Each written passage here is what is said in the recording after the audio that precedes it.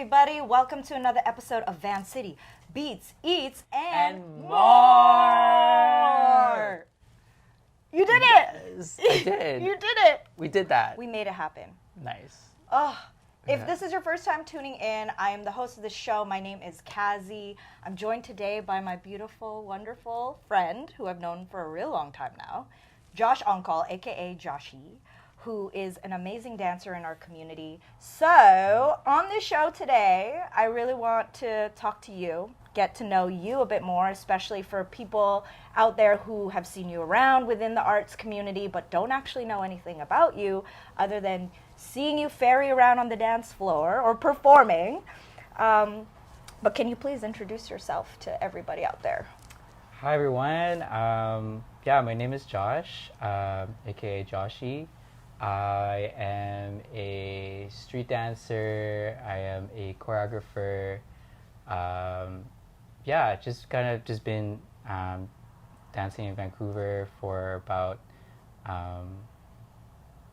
for a long time. Right now I take part in and I guess I do a lot and train a lot in house. Mm-hmm. And a part of like two houses, a Kiki house called House of Siriano. Woo-woo. Yeah, Siriano. Woo. Yeah. And then a House of Milan as well, yes. Mainstream house. For Vogue. Mm-hmm. And I also have working on my piece called The End, which is Energy Never Dies. Which is so cool. Yeah, thank you. Yeah. It's about like experiences that I've had in a cipher, mm-hmm. and it includes a lot of improv concepts and Qi Gong, and as well as like dancers, live musicians, and it will be premiered next year. Yeah. Yes. Yeah. Which I got to see a little preview of it. I mean, it's had multiple iterations now, right? Like, mm-hmm. you had it at the Biennale in 2023, the live Biennale. Yeah. As well as the, you performed at Vines last summer, a version of it. Yes. I performed it in August during Vines. And yeah, that was more, it was different because we were performing it more outside. So we had to, play with like the elevation of the land and that kind of like, and I feel like it's different when you're performing outside because for me as I want to be sensitive to the environment as well, see like the changes and the timing of, the elements of it as well. So, yeah. Well, before we get deeper into that, we stopped by a local bakery, legendary in Van City. It's called Goldilocks. And I brought you, it's like, it's just a bowl, but some empanadas. Yes. Cheers. Salud.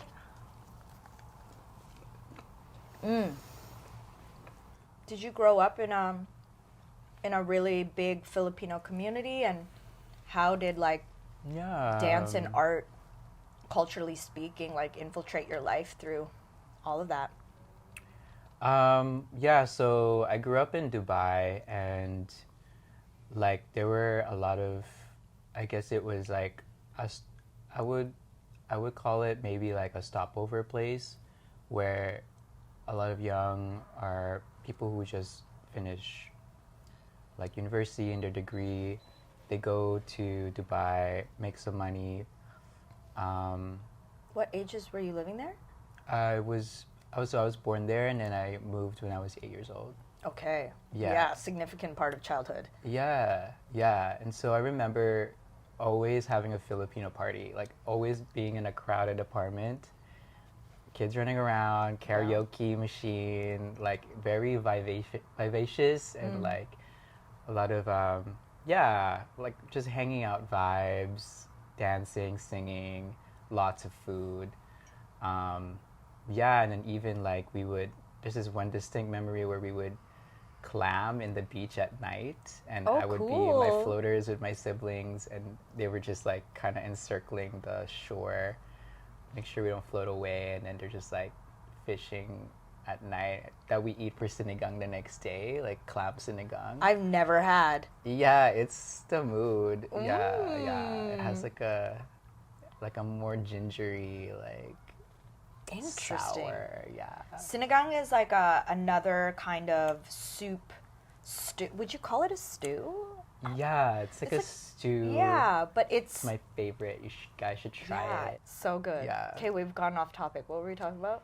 Growing Up in Dubai, the parties, the family parties, the food, and is this kind of like your introduction to dance at that age, or when did dance start becoming part of your life?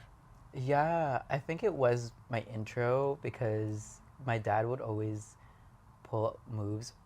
And by the way, he also used to street dance battle. Like, yeah, Really? Yeah. What but- do you mean? What was his version of that? So he would, like, they would throw battles in his house apparently, and like my uncle, my aunt, like, except one of his brothers didn't, but all of them like brought his friends together, and then they just did like a competition at home. But this is during the 80s, 70s, Yeah. so it's very funky. Like it was like Influence from like disco era type disco. of music? Yeah, they called it strutting. Oh! Yeah. So it was a mix between like locking and popping and like, but yeah, he would pull those moves in parties all the time. And Where did he learn those moves? Like, were they actually locking and pop or like esque? Yeah, there was this show I forgot the name, but there was this show in the Philippines that was like equivalent to probably ABDC, like America's Best Dance Crew. yeah, but more like solo, funky. I think there was like a wave that was happening there. That's so cool. But yeah, it was almost like whacking. Almost, it was just like disco. Did he show you? Like, yeah, like I could pull up like this move. Like it was like the sideways move. yeah. Um, What's the sideways move? It was like, what? Like it was just like, it was very cute. It was Yeah. very, yeah. And he sometimes does a locking move. Interesting. Yeah. So, okay, basically you were born into the battles thanks to your dad. Yeah, born into the dance. I think by blood. The interesting part is also my grandma used to dance. Like she did cha-cha and salsa.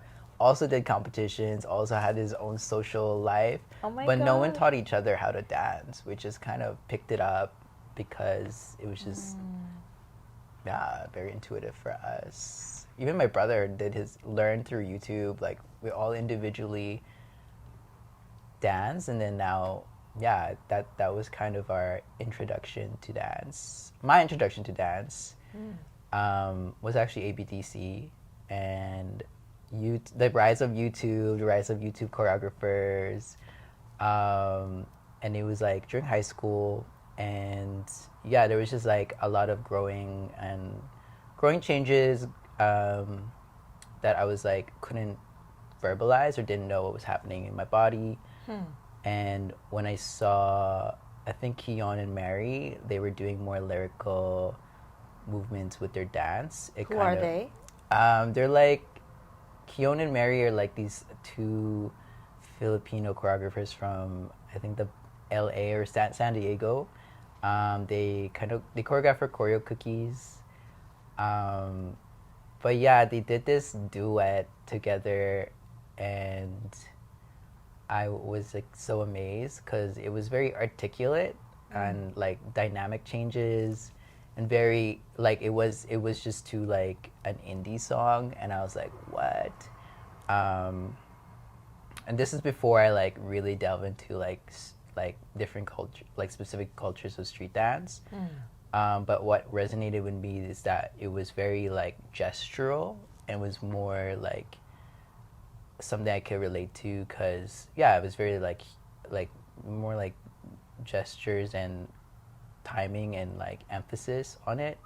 And I was like, wow, I didn't know you could do that with dance. And so I think I was like, oh, this is something really cool to get into. At what point did you realize this is something that you really wanted to keep doing and pursuing? I've always kind of been very, I guess I would say emotional. I had a few experiences with performing, and I really felt changed by. So at an early age, I was like, wow, this is something really powerful. And then also being validated by my peers and even people that were that I don't know, or even people older than me at that time. It just kind of like, oh, this is something worth doing. Yeah, I think it really empowered me as a person. I'm curious what specific moment that was. I was like maybe 17, and there was this camp. It was like a peace camp that my teacher, who sponsored the dance team, she invited me there, and at the end of it was like a very like, it was for like young leaders or something, learning like mindfulness, but then also like political stuff, privilege, and it was people from all over the world. And yeah, there was a lot of really good speakers, and it was also the first time I experienced Coast Salish music, because there was someone invited there. And then at the end there was like a performance day, and then I decided to perform my first choreography, which was to the song "Wake Up" by Arcade Fire. I don't know if you know that song, but it was like. But Arcade Fire is a mood. Arcade Fire, yeah, it was like angsty, suburbia. I think that's what I was really feeling at that time, and like, yeah, that was the moment, and people apparently got chills, and like I was just very in it, like my face, I was like in a state almost, and almost proclaiming like my being. Yeah, so I think that was an experience that was so powerful, even for myself, to understand what was going on. This is worth like going in regards to what I do in my life. For me, the way I've always seen you has been like, a fairy of movement, and just like truly a movement artist, you know, like you adapt to the different environments that you're in, and you're able to like adjust yourself to whoever's in front of you. You can transition into that space and platform where you can perform, you know, in front of others and be witnessed in front of others. The fact that you've been able to study West African dance, Qi Gong, Arnis, which is like a traditional martial arts style from the Philippines, you know, to whacking, which is, you know, where I first saw you moving and dancing. But you've trained in all these different styles, and now you're also getting deeper into house. Like, you just are constantly shape-shifting, fam. And I'm so stoked on all of that. And then even more so, like, our connection with our ancestral roots. I'm curious to know, when was that, like, opening and awakening to reconnecting with your ancestral roots and our spiritual traditions? Was it a particular trip or a conversation or a book you read or an initiation?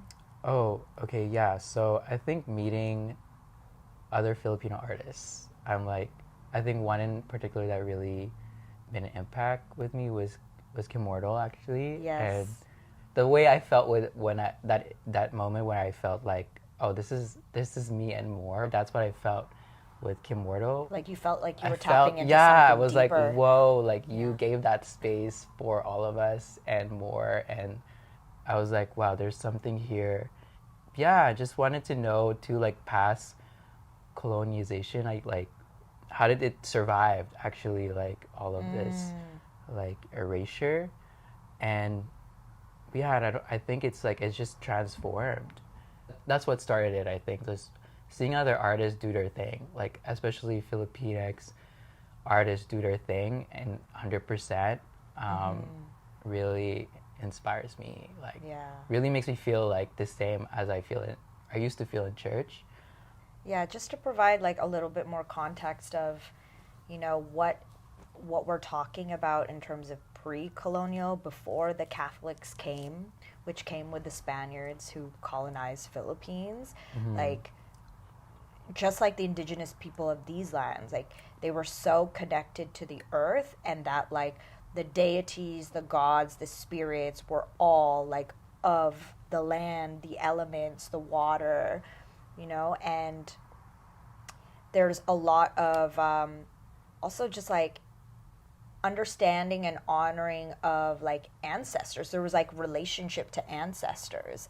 And it's cool to have met so many Filipinx artists in the diaspora who are tapping back into these ways of being that, you know, got lost over time. And I thought it was so interesting when you were like, how did it survive erasure? You know, and I'm so grateful that there were people who kept the knowledge and continued the practices. With me being like so in my, and like how I process things in my body, I think I wanted to tap into that knowledge as well, and also start to embody like the rhythms of it. Yeah, because there's just like there's like a rhythmic thing with the arms. For anyone who doesn't know, can you explain it? What kind of like it as a martial art form? So Arnis uses this two sticks. They're like bamboo sticks, and yeah, essentially like you fight with them. It used to be swords, but because of colonization, they had to hide it. And so they preserve it with the bamboo sticks, and apparently also it turned into a dance, and so they hit it in a dance in that way with like everybody did this. Yeah, they like hit it in the rhythms too. So one day like we would still remember how to fight with by the sword. remembering Yeah, the rhythm. It's just like, wow, this is so. I think it was like my attempt to like kind of feel into being in that nature of being Filipino too, is just like what it means to be resistance in that. Because I also feel like a lot of and it's no shade, but like just like assimilation and like needing to do that to survive. And so I wanted to feel like what it would mean to practice this kind of to practice that, as like to go against that, to practice resistance. That's cool. And to remember these rhythms. Wow. Thank you. Yeah. Wow. So this one is ensumada, which What's is the purple one? It's the ube, which is Oh. the purple taro root vegetable, which Filipinos use in a lot of desserts because purple is so beautiful, and you just add sugar and it's now a dessert. Okay, now we're gonna judge the leche flan. Soft, creamy. Okay.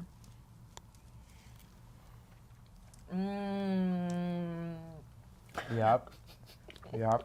Your eyes rolled all the way back. I just saw the whites of your eyes, fam. No, that was really good.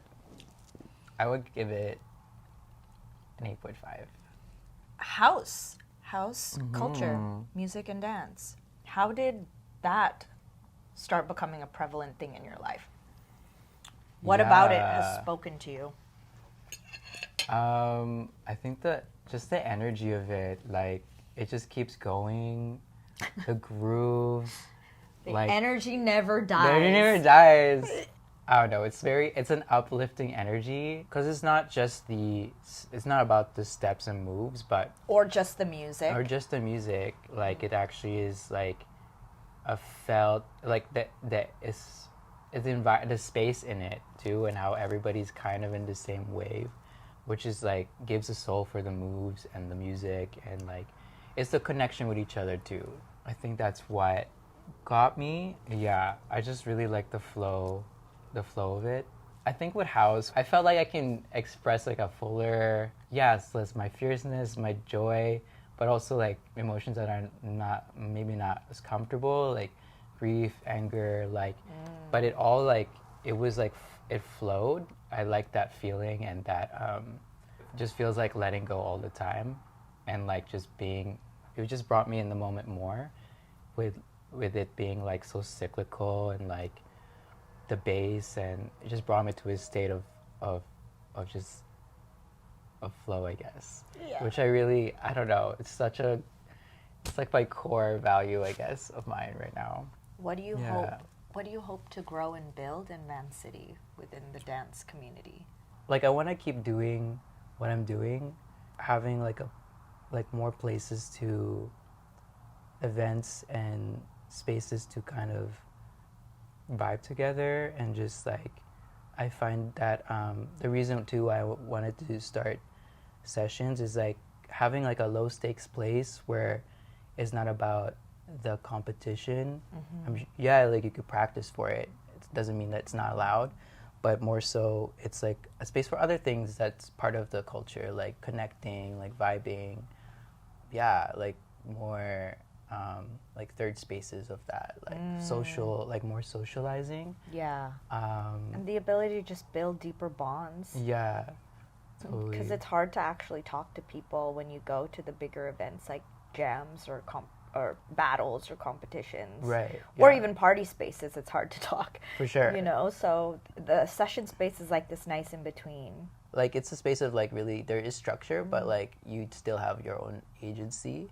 And I've noticed that you started DJing. Okay, yeah, You know, and so it made me think of what you were saying about loops, right. and especially like paying attention to rhythms. Like once you start learning to DJ, you're definitely learning and looking and hearing music in a different way. Yeah, I kind of just been exploring music because I also want to understand what I'm actually interpreting as a dancer from. Yeah, there's like DJs I'm really inspired by. Catfish from Calgary is really inspiring. Yes. Yeah, and then I also sometimes I go to some of the local shows actually in Couch Jams has been really a really dope place. Like Been it was like an wanting to open. interview them. Yeah, they're so dope. The space that they hold is really Yes. really good, and feels so like NPR vibes. Yeah. Like yeah. Tiny desk Tiny vibes. desk vibes, Yeah. but like also anyone. And church. I get church Yeah, vibes too. Everyone's like shoulder to shoulder, and like it's still singing wholesome. R&B, soul. Yeah. They're young too. And like live, like the live musicians. Okay, Yes. Miguel also speaking. I don't know. I feel like repping people now, but those. Yeah, rep people. Okay, yeah. So Yellow Miguel Instagram, Miguel Maravilla, so such a dope, like multi-genred, like electronic guitar, flute, like looping. Very like very liminal, can get like very watery, but then also very piercing with his like voice. Yeah, he's really dope to me, and he actually is a musician for my old piece Lakbay, and then like which means journey in Tagalog, and then also my current piece of The End. Yeah, and yeah, I'm also taking singing lessons from just like trying different things. Yeah. From Laurel, and dope musician too.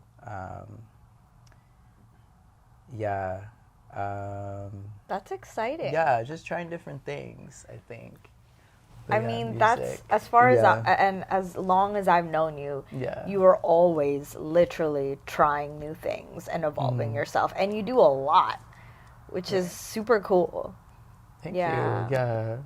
Yeah. I feel like it's good to, it's good. Like, yeah, there's always a challenge, but also keep it fun and like not serious. Like, That's it. Yeah, just like it's not my element really, but I genuinely am curious and want to learn. Yeah. I think more people could take a page out of your book and just do that. So, before we started this interview, we had Joshee come out with his notebook and was like, I was like, what do you have on your sticky note? He's like, well, I prepared questions too. I was like, wait, what?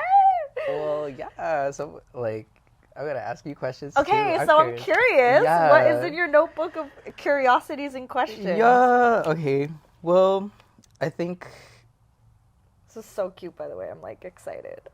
yeah, I mean, I always see you as like someone who's really good at like weaving different people in the scene, and I feel like that's, like more like a space maker for things to grow. I think also as an older artist in street dance, how did the scene influence you? How do you hope to like give back? And yeah, over the years, like what did you learn from all of that? Oh my gosh, This is a you big just asked a million questions. I'm sorry. I also like how you treaded softly with like older. Older. It's I mean, okay. there's no shade. No, like, we're not all growing older. I fully admit I'm in my tita era, my auntie era. Well, what's interesting is that I really have come to identify, like, I get asked the question, like, are you a dancer? And I've always struggled with how I answer that question, because it really depended on, like, what is your definition of that?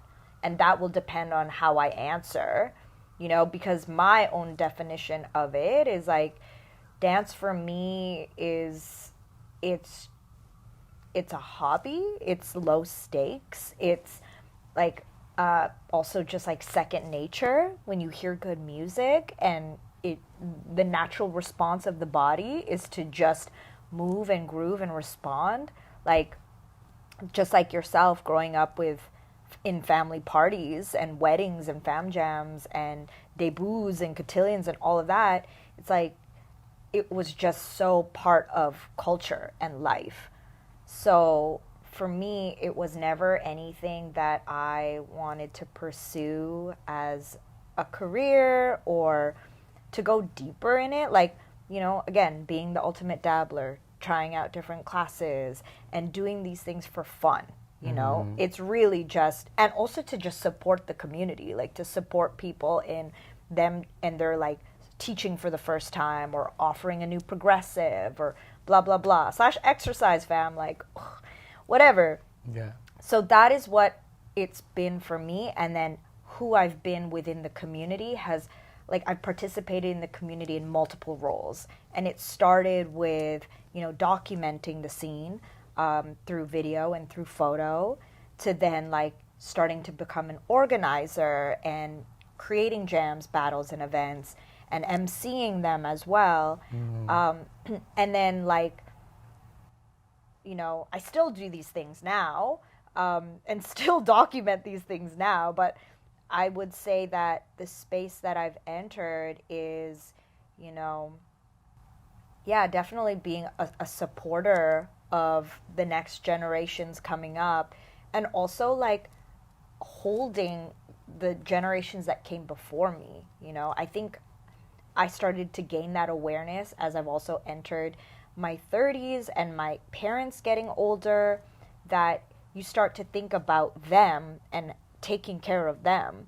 And that started making me think of, the older gen before me, and how do we take care of them, or where are they? Like, some of them have left the scene. Where have they gone? Are they okay? And that's something I think about is like so important, is like, how do we, because we need the multi-generationalness. It's important for vibrant, healthy communities to have multi-generational litness, as I like to say, litness. Yeah.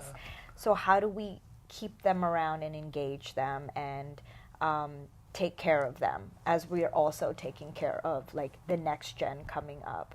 So for me, what it feels like growing older in the scene now, entering my tita era, is like, I feel like it's the best place I could be in right now. Where I'm stacked with generations on either side. I'm interwoven in both. I'm like young enough and old enough. And it just brings me so much joy to especially see like the babies popping out in the community and being raised by this culture, and that as they grow older, they'll only ever know this. Just like how we only know about like the fam jams and the buffets and the, that's we actually, I feel like I experience that less now within our Filipino culture because you and I, we both grew up in like very prominent church upbringings where it was like every Sunday was that.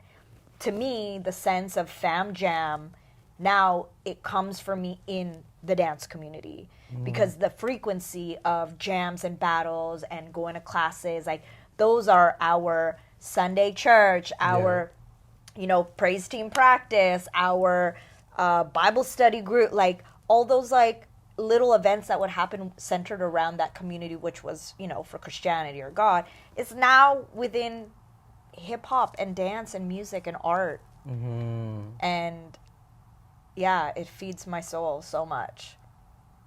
What's your favorite dance style right now? Oh What my do you gosh. practice? Hustle. I've tapped back into hustle, which is fun.